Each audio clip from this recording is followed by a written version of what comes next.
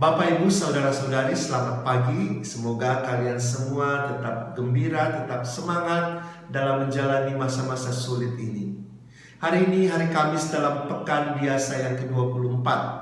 Kita akan merenungkan dari bacaan Injil Lukas bab 7 ayat 36-50. Silakan membacanya dan melanjutkan video ini ketika selesai membaca. Dosanya yang banyak itu diampuni, sebab ia telah banyak berbuat kasih. Perkataan Yesus ini diulangi lagi oleh Petrus dalam suratnya yang pertama. Dia menulis, tetapi yang terutama, kasihilah sungguh-sungguh seorang akan yang lain, sebab kasih menutupi banyak sekali dosa.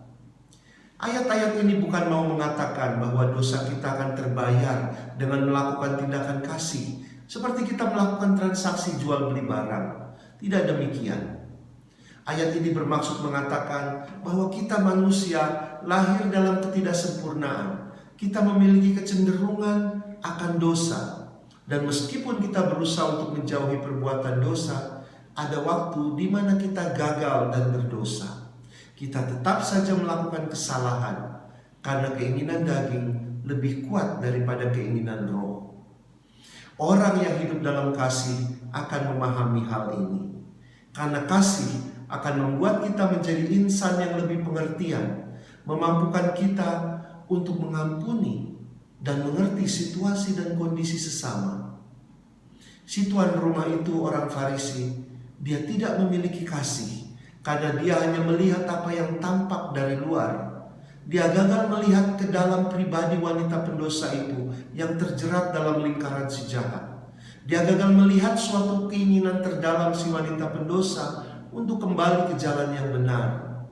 Orang Farisi itu akhirnya hanya bisa mengadili. Si wanita pendosa itu hidup dalam lingkaran dosa karena kemanusiaannya. Dan dia tidak tahu bagaimana caranya terbebas dari dosa. Dia hanya bisa merendahkan diri dan melayani Yesus yang mampu memberikan padanya kedamaian. Dan Yesus akhirnya melihat si wanita pendosa itu bukan hanya memberikan kedamaian, tapi juga Yesus menghapuskan dosanya. Saudara-saudari, kasih adalah perintah Tuhan yang utama dan terutama. Kasih membawa keselamatan. Dengan kasih, perbuatan-perbuatan kita menjadi punya arti yang indah dan berkenan di mata Tuhan, seperti yang dilakukan si wanita pendosa itu. Tuhan berkati kita.